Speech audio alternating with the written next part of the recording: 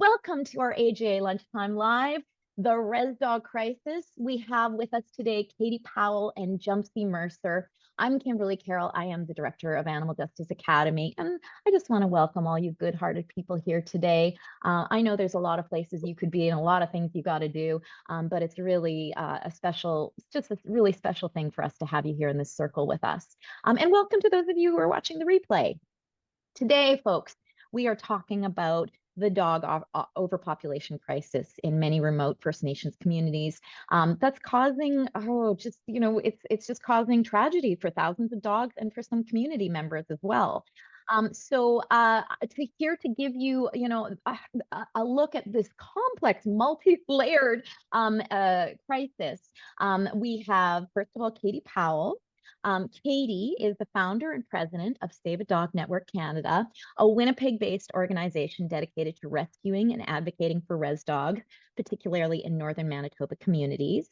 Her commitment to animal welfare has led her to collaborate closely with Indigenous communities to develop sustainable, community-led programs that address overpopulation and improve canine health. Katie's efforts include facilitating spay and neuter clinics and providing essential veterinary services to underserved areas. So Katie's dedication has earned her recognition as a leading advocate for canine welfare in the province. Katie, welcome. Hi, everybody. Oh, it's so good to have you here. Katie's been a part of the AJA community for quite a while. And so it's really nice to have her on this side of an AJA Lunchtime Live. And then we also have here for the first time, we're so happy to have Jumpsey Mercer here. Jumpsey is a dedicated Cree woman from Woboden, Manitoba, who has lived in Pukatawagan for 30 years. She works as a public health assistant and has been in the health field for 6 years, witnessing firsthand the impact of dog overpopulation and neglect in her community. Jumpsey has been working to initiate humane and community-driven solutions with Chief and Council. She volunteers her time to help roaming dogs, ensuring they receive food daily. She also works alongside organizations like Save a Dog Network to humanely remove unwanted dogs and bring spay and neuter clinics to Pukatawagan. Welcome, Jumpsey. It's so good to have you here. Oh, we have you on mute. Sorry, Jumpsey. I'm just get you on mute. There you go. Hi. Hi. I'm so glad to be here. Thank you very much. Awesome. You are so special, Jumpsey. All the work you're doing, you and Katie are just fabulous. And I'm so, you've got so many dogs to take care of in your own life here. And it's, so I feel a bit guilty taking you away from your kids there, but I think you're going to show us some of them in just a second. So I'm looking forward to that. Okay. So I just want to start off with, you kind of had a pretty exciting weekend in Pukatawagan. Tell us a little bit about it, Katie. Tell us a little bit about it, Jumpsey. Yeah, well, I just wanted to start off to say that I am an ally living and working on Treaty 1 territory. These are traditional lands of the Anishinaabe, Cree, Ojibwe, Dakota, and Dene people, and the homeland of the Métis Nation. I just want to acknowledge that there's a deep relationship with Indigenous people and the land, as well as the animals. And I'm just really grateful to be here. And I'm very committed to supporting humane, community-led solutions for the res dogs with respect to Indigenous sovereignty and the knowledge that they do carry. So for the last couple months, Jumpsey and I, as well as other community members and Chief and Council, we decided to go full force and try and get a handle on the roaming dogs. In the last 3 months, Jumpsey and I have rescued 70 dogs that were either sick or injured or unwanted in the community. And then just last weekend, I brought a team of 7 veterinarian techs and assistants with a recovery team to actually spay and neuter, as well as birth control implant, which is a newer thing in Manitoba, maybe around the last 5 or so years. So we were able to go actually fly into the community, set up in the youth hall, and we were able to actually spay, neuter, and implant owned dogs that live in the community. And boy, did the people show up. Amazing. 2 days of clinic. We had 125 patients. These were owned animals where families brought their pets in, or we did a couple of house calls for some of the bigger dogs that weren't able to get to the community. And I see Jumpsey heading outside right now. So one of the first stops we made was to Jumpsey's house, where there was about 15 dogs that she cares for every day. So our veterinarians were able to birth control implant, give rabies vaccines, distemper, parvo vaccines, as well as a rabies tag. They also got some dewormer too, because there's lots of parasites. Yeah. So she right now she can show you all the dogs that she cares for. This is a rescuer in action right here. Yeah. I was just gonna I just wanted to show you like what I provide for the dogs here is that I buy hay. I built them a little home in my backyard. Well, I call it a home. It's just hay. It's a shelter. And then when the days used to get too cold, I would build them a fire. And this is where they would all come and sleep, just to know that they had somewhere safe to be. And I don't know what they did with this one, but yeah. And these are some of the dogs that are here.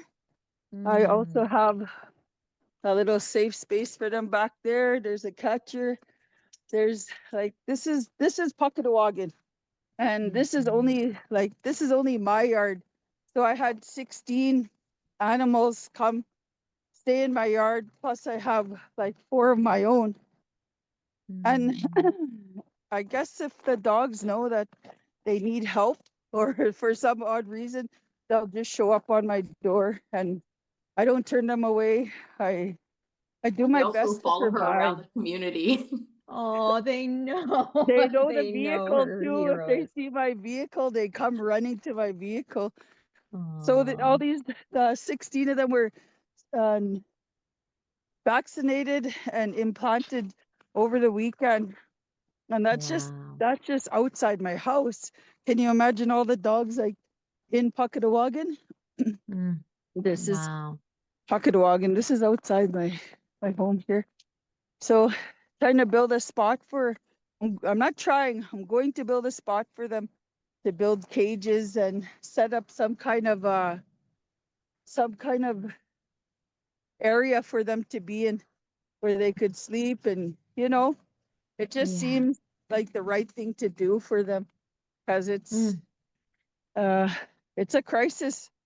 It's really a crisis. And I do my best every day to provide something for them. A lot of people, they love their dogs when they're puppies, but when they start growing up, that's when they just leave them. And I don't think that's fair. And I think that's contributing to, the poverty that's in these remote areas. Often families have to make hard choices. And if they don't have access to proper dog food, even training, the stuff that goes on in these areas is a direct result of this lack of resources. And when we find people want to learn, they're eager to ask questions. We get lineups out the door. I get hundreds of messages a month across the province of people just asking, whether it's diseases, whether it's injuries, or just things like, how do I get my dog inside? Because lots of these dogs are born outside, and then you try to get a young puppy, they're very scared. And then what happens is they become feral, and they're not able to be caught again. And then quickly within 6 months, they're adult dogs, which learn survival skills, which then in turn increases the dog bite incidence. And I do want to let everyone know that I actually called the public health unit in Manitoba, and they told me they have 1,000 dog bite incidences reported per month in the province. Goodness. So when you break that down, there's 63 First Nations in Manitoba. So that's about an average of 20 per month per community. And that's not including Winnipeg, which a child yesterday was mauled in the face. So it's not only just an Indigenous community issue. It's, it's a lack of pet ownership, a lack of affordable vet care. We don't have enough spay and neuter clinics to even remotely cover the costs of the amount of animals that are coming in. And then we have this increase in backyard breeders that are now profiting in the south of Manitoba. So lots of people from the north, they think those dogs that are outside are contaminated. They know they're wormy. They know that they have mange. So when you're looking at getting a puppy, if you don't have the proper education, you will go to Winnipeg and buy one and then bring it northbound to areas that have absolutely no vet care. And then often these puppies from the breeders are then getting parvo or grow up and then end up outside. So you often have purebred dogs now in the communities, simply because the families are trying to make better choices by getting a healthy dog. So it's such a counteractive thing, but I can understand them not wanting to have these sick, mangy dogs around their children, because they do look sick, and so Well, and if there's no way to deserve heal that. them, if there's Yeah, no, but then if there's no resources to get them healed, it's they would be, yeah, I'm sure over a long period of time, those dogs become a different class of dogs, and we see that in cities around the world, right? yeah. Yeah. So, well, can we move back a little bit? So, Yeah. Jumpsey, thank you so much for showing us some of these beautiful beings that you're taking care of, and we can never see enough of their faces. Can you first of all paint a bit of a more picture of the dog overpopulation problem and how it's manifesting? And we just talked about all the bites. But what's it like for these dogs? Tell us about sort of what they're experiencing and the scope, of how many dogs we're kind of losing because of the situation. Jumpsy, Is you that want to go correct? ahead? Yeah, Okay. whoever wants to jump in. It's the dogs they're really sick. Like you see it in their face, in their paws, in their skin, in their teeth. You know, it overwhelms me when I have to answer these questions, because when I'm driving around, I work as a public health assistant and a nurse's assistant. I've been there for 6 years, and I started just by driving down the street, and I seen how many dogs were bones walking around. I seen skeleton bones. Like I thought, these dogs are gonna die. Like, who's taking care of these dogs? Why do these dogs look like this? Who's who would do such a thing to a beautiful animal? They're all given a chance, like we all are. But my going back to the question, I bought a bag of dog food and I started going around Pukatawagan, driving, throwing. I know it's a handful, 2 handfuls, 3 handfuls, but at least it was something in their stomach. And I would do that every day until I started seeing them get their fur back, getting their shape back, their form, they where they actually want to live.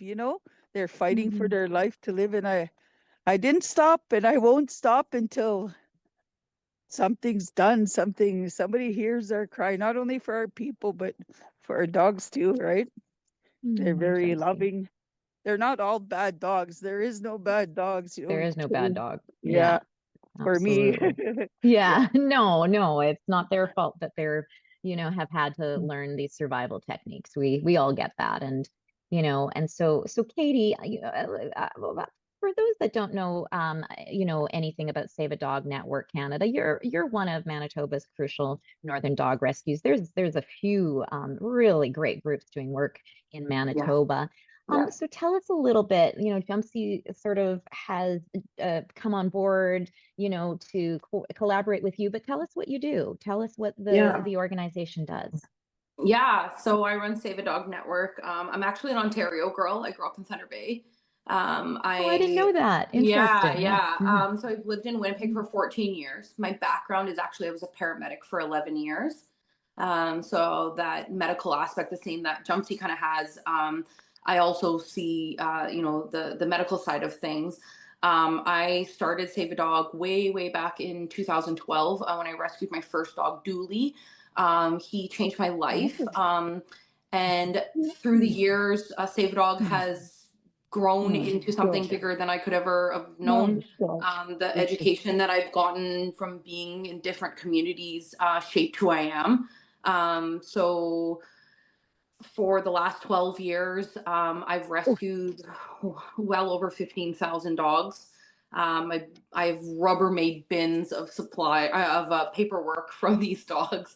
And then for the last 9 years, I've hosted. Katie, I want you to stop here. I just want you to, this is like 15,000 dogs that you rescued. Yeah. And it's like 15,000 direct live. Like I need that to sink in, not only for everybody, but for you too, darling. Yeah. And everyone's immediate thought is, oh my God, that's amazing. And then when you look at it, it's actually absolutely insane that I'm one person, one rescue, and there's probably 30 rescues in Manitoba, hundreds across the country. So when you look at those numbers, it actually is really sad and scary, especially because I'm focusing just on one area. And so in the north, not one community. And so not 15,000 from God. But no, I've had the pleasure of visiting 27 of our 63 First Nations in Manitoba, drive ups as well as fly-ins. I have had the honor of working closely with big stakeholders, right from the Winnipeg Humane Society to the provincial vet, as well as about 30 rescues and shelters in Ontario and across Canada. I'm very honored to have this platform. If you would have asked me 10 years ago if I ever thought this was possible, I mean, it wasn't even a dream. I've now single-handedly planned and executed over 70 spay and neuter clinics in the last 9 years. And I've learned a lot. I've made mistakes. I've said things I shouldn't have. I've learned, and I recognize that being non-Indigenous, I had to listen to the people. I had to listen to Indigenous people that were able to. No, sorry. we got kids, we got dogs. Everybody wants you too. But I've had this opportunity to be able to step into these mostly remote communities. My heart is in the north, but I have done a lot of the drive up communities as well. So that's what it was. 5 years ago, right before COVID, I decided to leave EMS and try to do this full time. COVID had other plans, and I ended up having twins during the pandemic. Hi, can you need some ammo? See, I love this because this is an example of us as animal advocates. Yes. We're always juggling a million different things, and you just do it in the style that you can do it, folks. As an animal advocate, it doesn't need to be perfect. You don't need to make it full time, and you can have any animals or kids come on Zoom that we need to have. Yeah, absolutely. Yeah. And I think that's what it is rescue is messy. It's, I always say, like, you always have to have plan A, B, and C, and D, especially when you're working with the North, and over the last 9 years, you realize why there's no vet care in these areas, and that really comes down to isolation and the cost. I mean, our clinic last weekend, so this was, we had 2 planes, we chartered 2 planes up with a team of 7, and that cost over $60,000, and we are pinching pennies. I mean, we're not making money. We're, this is just the basic cost of getting veterinary care into these remote areas, and sometimes people will say to me, like, can't you go a little bit closer to home? Can't you, it kind of defeats the purpose, right? Because there's these hidden gems like Jumpsey all over the community, and they're hidden, and they've been doing this selfless work for so long. The tears and the hugs Jumpsey and I have shared together. We were actually laughing earlier. We were trying to figure out how we met each other, and that's, we can't even remember. That's how strong our bond is. We're now sisters, she knows my children, my family. I know her family. We're becoming more than just rescuers. We're, that girl's got my heart, and it makes me choke up because I obviously, I never feel like I'm doing enough. And to hear the cries from Jumpsey of these sick and injured dogs, it's hard to take a day off. Yep. You know, and it gives me the strength as a non-Indigenous person to fight for something that's really important, you know. And it's important for me to give the voice to people like Jumpsey. There's other amazing people in the community too, like Rosalie, Rita, even some of the counselors are really coming on board lately. But the inspiration for me comes from Jumpsey, and her dedication to her community, and it makes it really, really easy for me to not take days off, because I can't wait until the next mission that we go on. Even the nurses at the nursing station, they dedicate themselves as well to help us transport the dogs out on their charters. You know, and it's not always a yes, it's not always a no, but we do eventually get them out. It doesn't matter how many weeks we have to wait, we'll do it. And I'll that's keep another thing. chasing them. Yeah. A lot of these communities trying to get the dogs out is the biggest problem. So what happens is Pukatawagan specifically does not have a scheduled flight into Winnipeg. There are no flights that go in there. You have to travel from either the train, you have to go on a small plane to another community called the Paw, and then you have to drive 6 hours in. So getting these dogs out, you know, we have a very short window on a winter road. But I mean, the roads are, you know, it gets thawed. I mean, Jumpsey just got home at 3 a.m. on a winter road, you know, and it's starting to thaw up, right? You can see There's the the winter road right there. Yeah. So can we explain for those folks that aren't familiar with why these communities are so remote? It's because they are actual flying communities. The only time that you can drive to them is when things freeze. It freezes enough to be able to go over lakes, right? Is that correct? Yes. Yeah. Portages as well. Yeah, and that's it, because it's muskeg, right? So it's that swampland, so it has to be frozen for us to drive on. You know, and then that causes a lot of problems too, because you're transporting dogs on a winter road. You know, we did a run with one of our buddies named Lee, and you know, we got a bunch of dogs out, but they were in a trailer, you know, so we have to check on them multiple times. Like, I mean, it causes stress and stuff. Thankfully, all the dogs were doing really good, but yeah, it's not easy. And then when they get to us, they, like Jumpsey says, they're all so sick. You know, they suffer, even if they don't look sick. You know, we get dogs down, and then all of a sudden they start to, you know, become happy and stuff, and then they're limping, and then all of a sudden we go and they've had broken pelvises, broken legs, and I mean, they have femur fractures that have healed. So I mean, we're talking months those dogs had broken legs, and a femur fracture is absolutely horrific, you know. So we've had dogs with their eyes taken out from dog fights. We have mange so badly that their skin, they don't even look like dogs anymore. You know, and so what I learned over the years is I tend to put them into two categories. Is this unintended suffering due to a lack of veterinary care, or is it actual abuse and neglect that should be reported? And what I found over the years, and I just want to explain that this is my opinion too. You could talk to people across the world, and they'll have different experiences. But my experience is that the majority of the dogs that I rescue is unintended suffering. There is abuse and neglect that obviously happens. There's people that torture and kill animals. There's children that need to be followed, that are aggressively killing puppies, drowning them, cutting their heads off. You know, that is a whole separate issue. That is the actual abuse and neglect that should be addressed from leaders. But then you have this other side of really good people that try their best, and they just don't have the resources. So small problems turn into big problems. But in my opinion, fining them or charging them would not be beneficial to the community or the growth and you know, education of community members.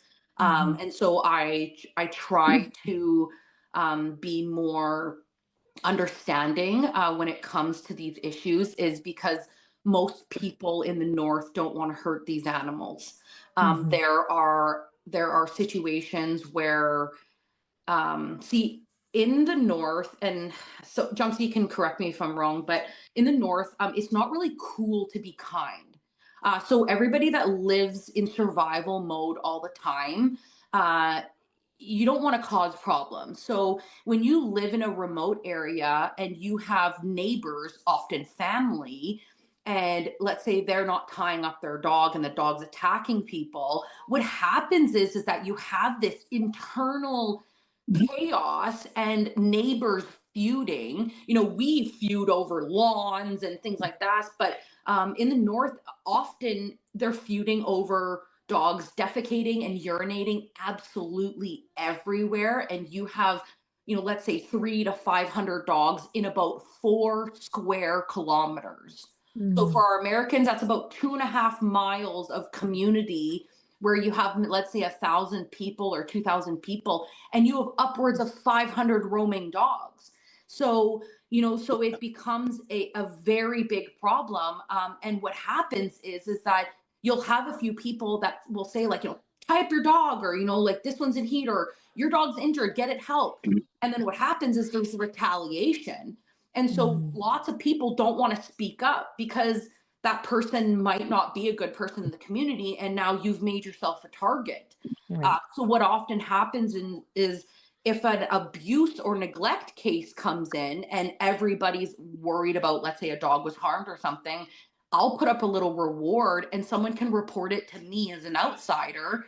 That person's name is never told, and then we're able to step in appropriately and get the RCMP involved, to report this without jeopardizing the community's safety as a whole. And that's one thing I've had to learn, is that, you know, it's really easy as an outsider to be like, you know, say something, go tell your, you know, your neighbor to tie up your dog. And then you understand living in isolation. And I mean, people's tires are slashed, their houses are burnt down.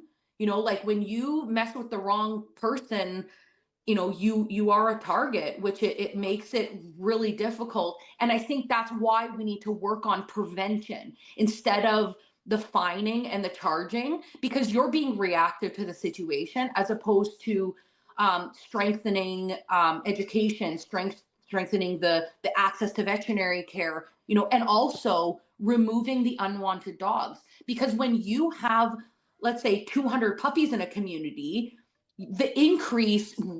the sheer numbers increase, which then there's more opportunity for children, especially, to abuse these animals. If you have children that have access to newborn puppies and nobody's watching them, my children alone, I have 4-year-old daughters, I have to remind them to be gentle. So if you have a group of children that find a litter of puppies in an area and they start playing as if they're, you know, a toy with nobody watching them, Supervision, you know, the increase in abuse will go up, right? So if you remove all the strays from the community, and that's where working closely with community members, because if I go in as an outsider and say, that one needs out, that one needs out, you're going to start breaking bonds with people that love these animals. And then right away, you'll be seen as a dog napper.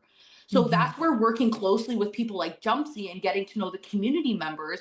We travel into remote communities, and all the girls up north are like, yep, that's Joe's dog down the road. Yep, that's his dog. Yep. You know, he's been out of the community. You know, he asked us to rehome it. So then we get a good sense of the owned dogs that need to be vetted and stay in the community, and then the strays that need to leave.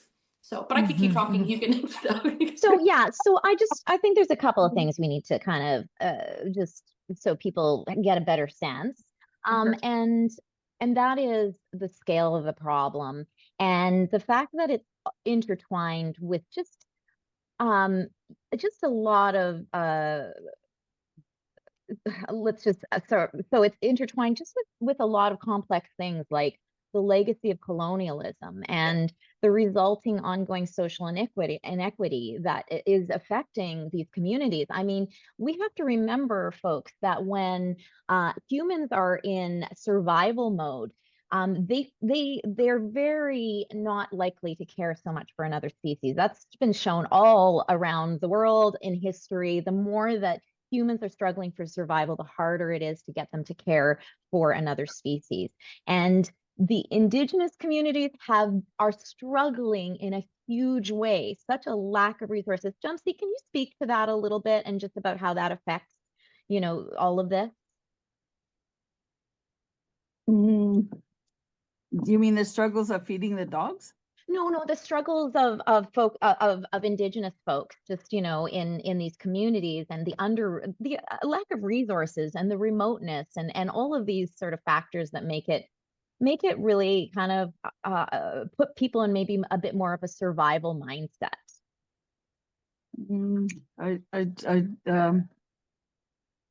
don't know. I can't speak for everybody, but I can Yeah. speak for myself as an Yeah, please. individual person. It's the care, I guess, for one thing. To home them is another thing. To have medical support, like Yeah. financially, and even to buy food is such a big thing for them. They usually everybody puts scraps, your end of the scraps, they go to the dogs, right? So the dogs are always looking out the windows, waiting for more to come out, and some just don't have enough to go around. So that's when they get pushed out, and you see them roaming. A lot of dogs roam, and they'll go to different places. And it's I don't even know how to say it because it hits close to home, really close to home about the support. I go around and they'll ask me, can you give me some dog food? And I say, yeah, come and get 6 cans, 8 cans, and I try to provide that for everybody. There's like 4,000 people in Pukatawagan. So in each home having like 2+ dogs, maybe 4+ dogs, it goes around so fast that it's gone. But I do my best to do anything and everything for them if they need it. I do it. I do what I can. And not all these people too, not all, I shouldn't say all, but they suffer from addiction too. So that's a part of it too, right? And it's just teaching them, loving them, respecting them, talking to them. If dogs have to be given up, give them up. I'll be back to collect them when I get a chance to put them on a plane. I don't like them sitting on the train for 8 hours to the paw, freezing in the no heat, just in a box, a steel box. That's not my way. Like just this past winter, I took out a mother with her 5 babies and another dog. I just drove them in the back of my Delaney, and I took off with them to drive them to the paw just to get them out of here. Because I don't like to see anybody suffering, let alone the animals. Of You know? course. Yeah, absolutely. That's my heart. I That's a could big feel it. thing. Yeah. And Jumpsy, thank you. thank you very Katie, much. anything you want to add to that? Like as far as I know that you're very sensitive to recognizing, there can be a lot of discrimination. You can't hear me, Katie? Oh, we lost Katie. Okay. Not sure. Would you mind sort of working with Katie to see what can happen, what we can do to get her so she can hear back? Can you hear us now, Katie? Nope. Okay. Your audio isn't working anymore either. Okay. So Jumpsy, Mhm. can you tell us a little bit about how you've been able to help an organization like Save a Dog Network come into a community that they wouldn't like? I think that's a really important thing, right? To have people in the community to be able to say, come on in, it's okay. Like that makes a big difference. Would you say? Yeah, for sure. Well, when the first time they came in a couple years back, we hauled their medical supplies, their operational stuff to do and we did the crates, we did everything, like, and I like even dog food. When dog food comes in, I go around, I drive in a truck and I throw it, and anything that I could provide for anybody and to help with these people that come in to dedicate their time, their effort, their loyalty, their respect, their kindness. it's unremarkable. I don't know how to express it in words, but it just, the feeling is so overwhelming. And it's remarkable of like how I could keep it just when I think I'm getting low on dog food or whatever. There's always something that bounces back and where I pick it up and say, okay, sometimes I get frustrated and I say, that's it. I can't do this anymore. I can't do this.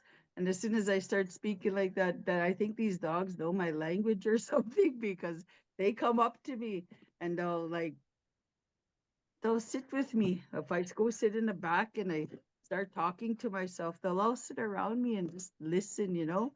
And then I say, no, I look around at them. I say, no, I can't do this. I gotta keep moving. I gotta keep going, because they're beautiful spirits, just like you and I and everybody else, right?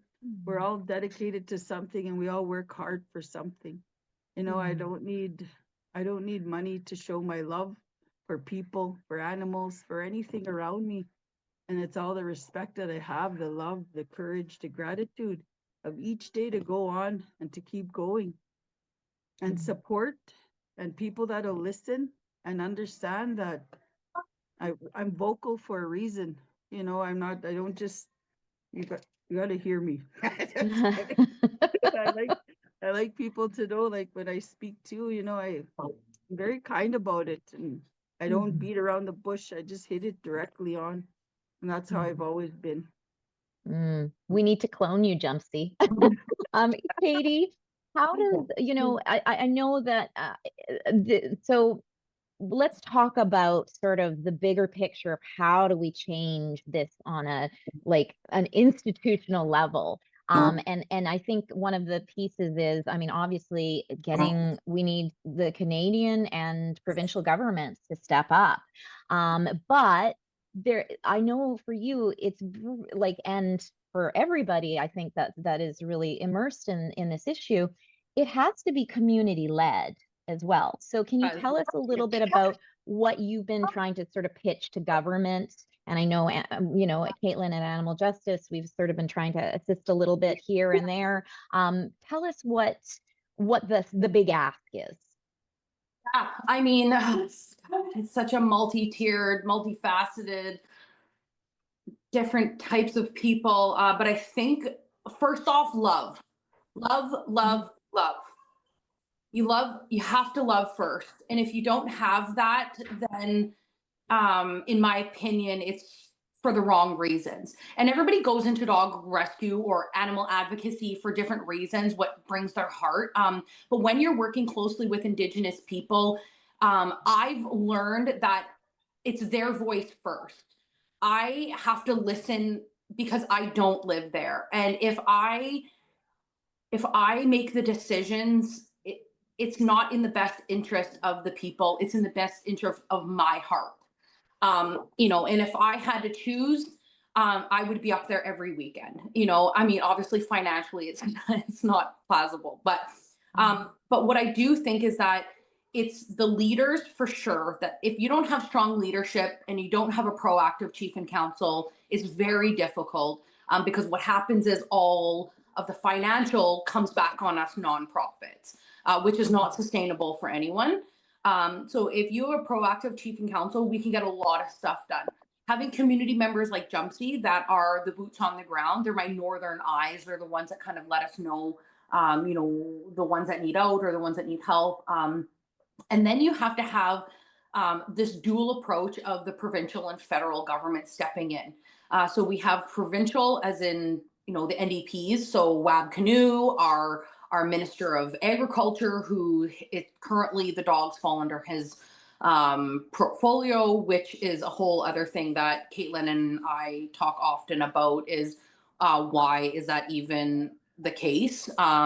Agricultural needs is very different than the dog's needs, because what happens is that so we have a stray dog. So naturally we'll call the provincial vet, which is the animal care line. But unfortunately, they don't deal with stray dogs. So the dog has to be registered to a house. So then what's your next option is to call conservation. Because if they're wild, then why wouldn't conservation step in? And then the conservation says that they're technically domestic pets, which they don't fall under wildlife. So you have this gap of if it's not under, the provincial vet, it's not under conservation, then where do these dogs fall? And then what happens is naturally the bleeding heart dog rescuers step in silently, and we fundraise alone, and we naturally bridge the gap with no care and control from the leaders. And it's often talked about with us frontline rescuers is, should we all just go on strike one day and say enough is enough? We are not taking one more dog until the government sees us.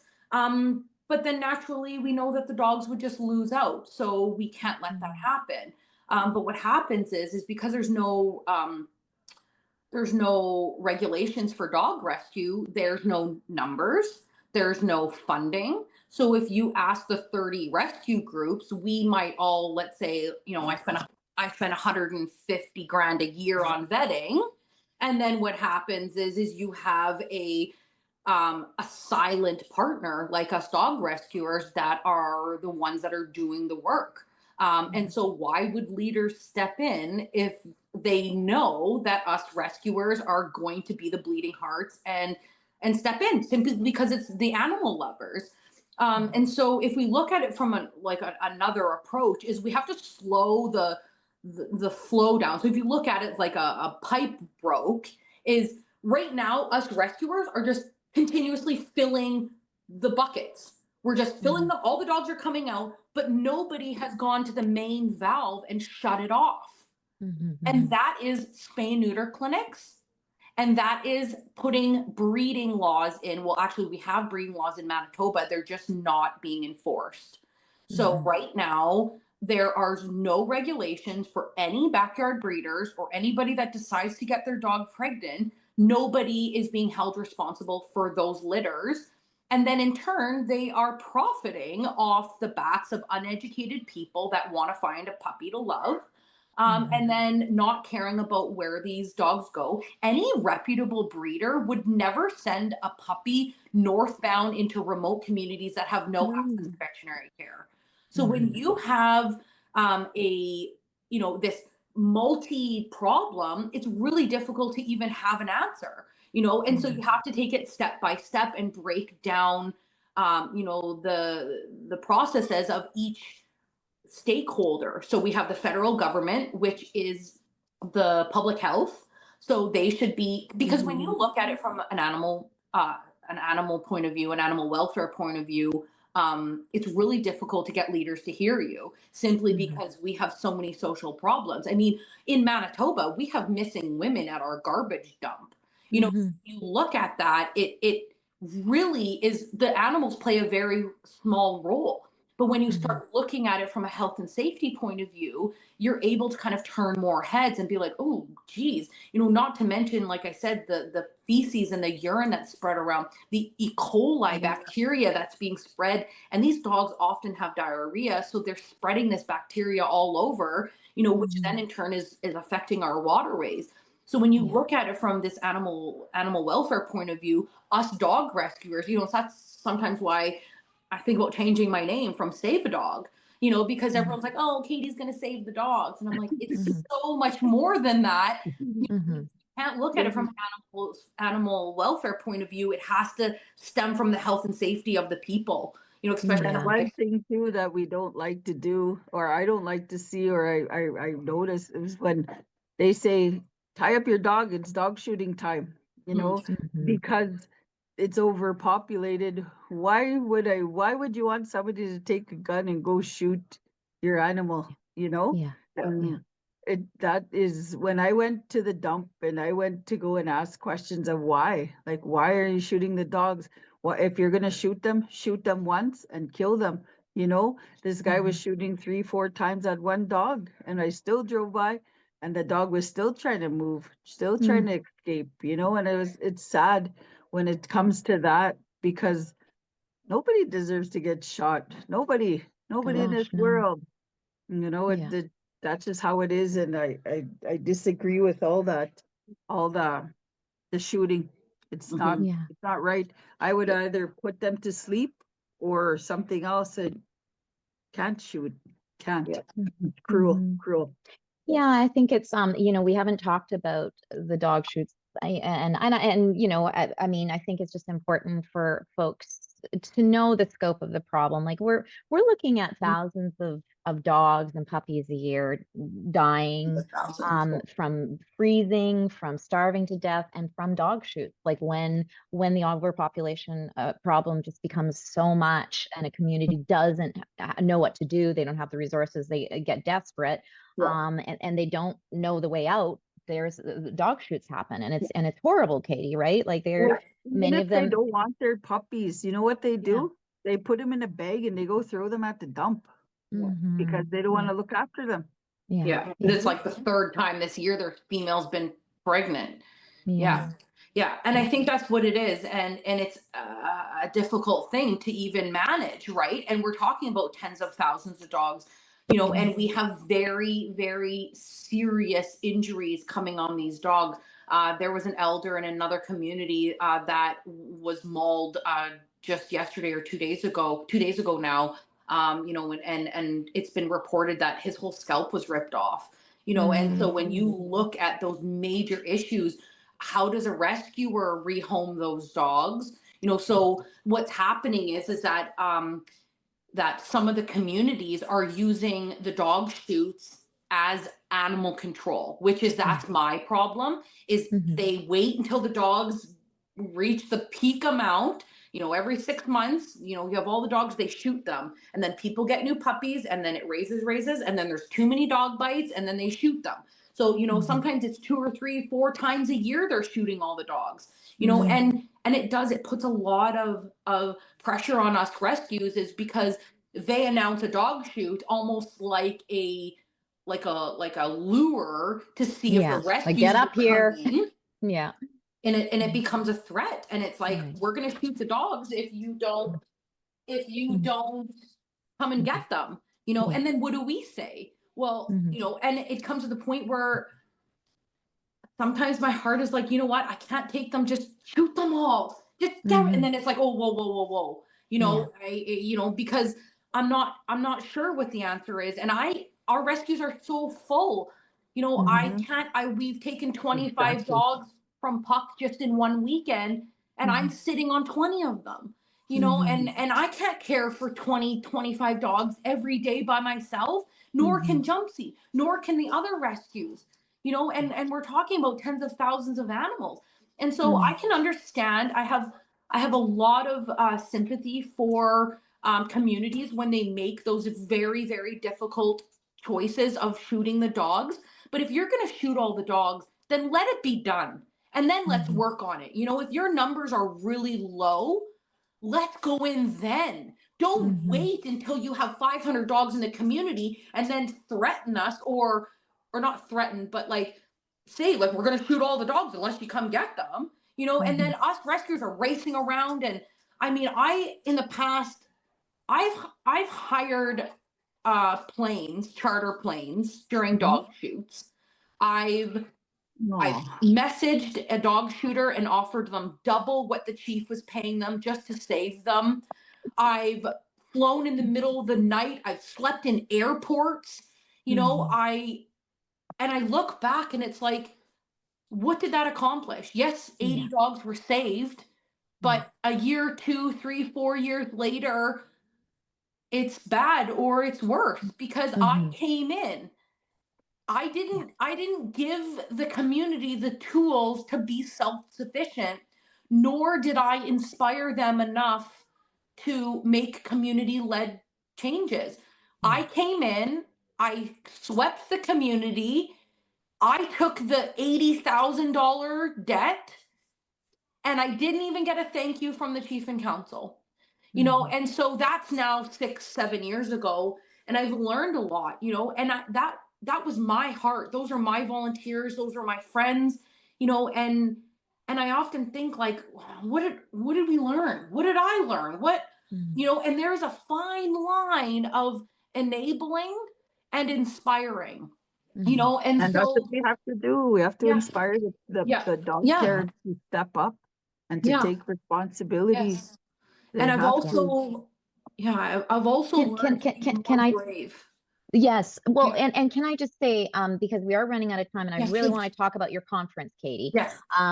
that, I mean, it sounds like there needs to be resources for these Yeah. communities. So it's the easier thing to do. Absolutely. And then then the attitudes can change. When people don't have the resources to support an attitude change, it's almost impossible. We know that through, veganism. Like if you're not making veganism easy for folks, they're not going to change no matter how much they love, animals. A lot of them anyway. So Katie, Katie is organizing the first ever Res Dog Networking Conference in Winnipeg in May. And this is really the dream, to be able to start really mobilizing in a smart, deliberate way with some of the leaders in this sector, as far as what the approach is going to be to government, to the communities, the community leaders. So tell us a little bit about it, Katie. Yeah, so I have to give you all the props, Kimberly, for inspiring me to actually do this. So last year I went to 2 conferences. I went to the Humane Canada Summit for Animals, and then I went to Animal Justice's law conference. I had the opportunity to sub in for someone that was sick, and I spoke for a few minutes through Animal Justice just about the dog problem. And I don't think I slept that night. I was on such a high. I was on cloud 9. And so when I got back to Winnipeg, I thought, you know what, I have to take the chance and start this conference. So since November, I've been working really hard to plan this. But this is a networking conference for chief and councils, animal control, frontline rescuers, veterinary staff, animal advocates, to come together for one voice, a very safe space for Indigenous people to speak up and to hear their concerns. And then also, like Kimberly said, is to get a plan. Let's talk about what it could be like if the dogs did have the resources and these communities were given the fundamental infrastructure to be self-sufficient. And to bring together a lot of love and brainstorming and hear people's stories.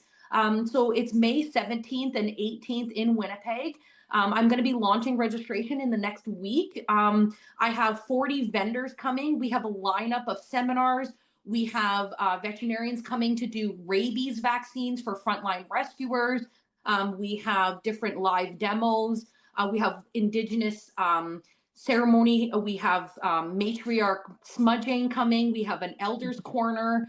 And so what I've done is I went to my advisors, my Indigenous advisors, and I asked them, what would it look like? I've asked elders, I've asked ceremony, like traditional ceremony people that, and what could this look like?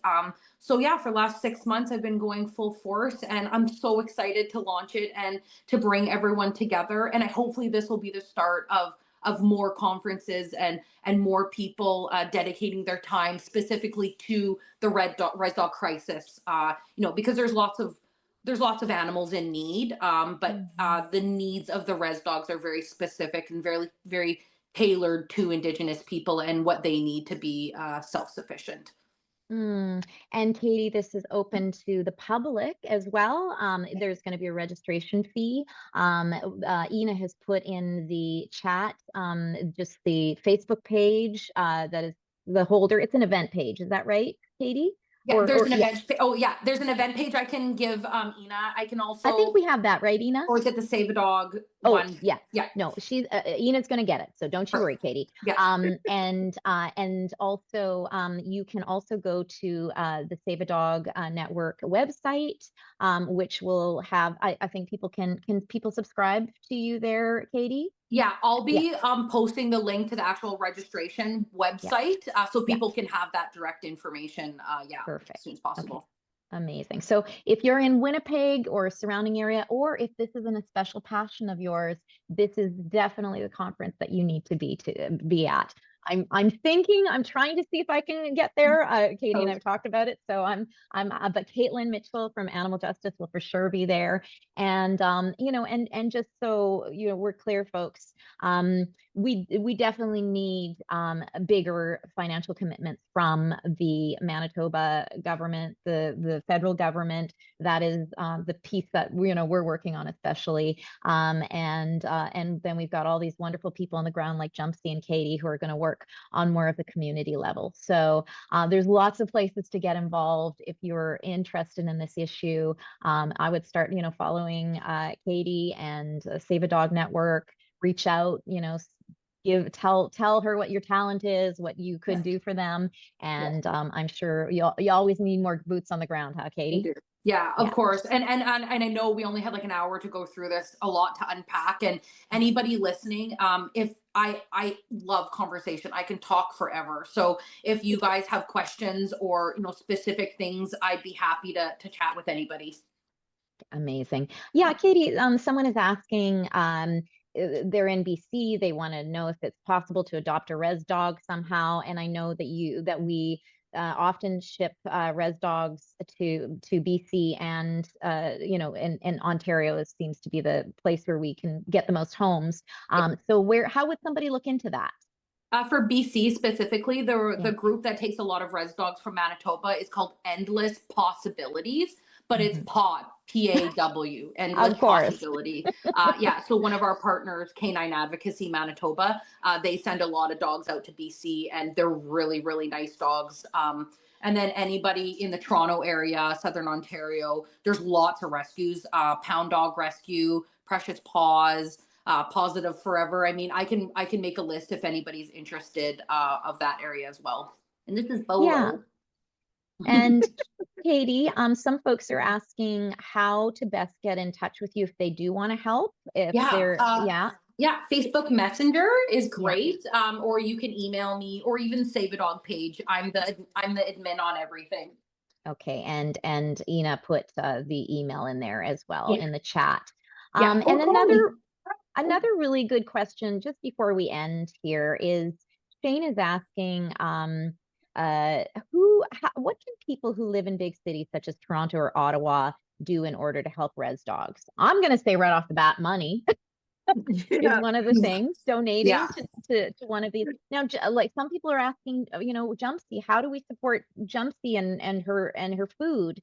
Is that something, if people were to ask for that to be passed on through you, Katie, is that possible? 100%. Yeah. Okay. If anyone wants to make an e-transfer, I'll make sure Jumpsey gets it to help the cover of her costs for her gas and everything, as well as I can make a specific Amazon wish list for Jumpsey and whatever she needs, and I can also share that information. And and then I think also to just being a voice as a non-Indigenous person. Often other non-Indigenous people want to have locker room talk with me, you know, and they want to kind of like, you know, they don't really care about their animals. And I think that's one thing, as if you're going to come on this team and you're going to be an ally, being an ally means having the hard conversations with your other non-Indigenous friends. Don't let them talk about Indigenous people behind closed doors. If you would not say it to their face, don't say it in private. I think what happens is that people kind of want to hear the nitty gritty from another non-Indigenous person. And you need to stop that immediately and say, you know what? There is no lack of love in these areas. They lack infrastructure and they lack resources, but not love. So, you know, and that's one thing that's really important to me over the years. Yeah. And, you know, and if you're going to be an ally, you be an ally, and you have the hard conversations, and you don't let that racist bigotry conversation happen behind closed doors, even with your friends. And the other thing I'm going to say is I believe that we have an action page. I'm not sure about this, Caitlin. You might want to pipe in there. Yeah. Okay, great. We do have an action page to be able, an animal justice action page to be able to take action and send an email to government. Yes. And so I am going, oh, Caitlin's put it in the chat. Okay. So if you click on that link, and this is kind of it takes 30 seconds, folks. You click on the link, it's going to populate an email. Change the heading of the email to make it more impactful, just change up a couple of things to customize it and send it off. Okay. That's the very first thing. And every single person that is here today can do that. We've still got 67 people on this Zoom. So if every single one of you does this right now, they're going to get a nice little barrage of emails today. And I think, so is everybody up to doing that? Can everybody grab that link? Everybody's got, okay. Ina, can you bring us back to gallery view? Yeah. Okay, great, Andrew. Tell us who here is going to do it. Yeah, I would love to see who here is making sure that you're going to do. Everybody's busy doing it. That's why. I think another thing too is just staying with the movement as we grow, as we, I'm meeting with leaders all the time. I've sat with our premier, the Minister of Agriculture, our Minister of Health, the Minister of Families. Like, as especially Caitlin and I, as we grow, we're going to need more help. We're going to need help, with petitions and going to the government and in different rallies. And I think that's really important, that everyone just hang on for the ride. And if we know that there's a wonderful, I lost my camera. If we know there's an army behind us, we call us the Res Dog Army. It makes my work easier. If I know that people are going to be behind us, I'm able to do it. So just hang on and know that change is coming. And I'm so honored and appreciative of everybody that cares about these dogs and, gives a voice to Jumpsey and all the other people. And I'm so grateful for everybody. Oh, unbelievable. Thank you so much, Katie. Jumpsey, thank you for being in there all the time, in the middle of it. And you're just an inspiration to all of us. And Katie, I know you put your freaking heart and soul into everything you do. So one more time, I just want to say, we're getting so many beautiful, first of all, dozens and dozens of people have signed, and people are saying things like, thanks to Katie and Jumpsey, you are earth angels. We have, Margaret said, thank you, Katie and Jumpsey, for your selfless, tireless, amazing work. Jane says, you are both incredibly inspiring. And you know what? I think we're going to take everybody off of mute, so we can just say a really big thank you from our AJAers. Thank you, all of you, for joining us today. Katie, Jumpsey, I can't wait to see how this conference is going to go, and we'll spread the word as soon as you've got the rest of the details for registration. Okay. Yeah. Okay, absolutely. everybody unmute and let's thank Jumpsey and Katie and AJ Thank you. Thank you. Thank you. We love you. Thank you.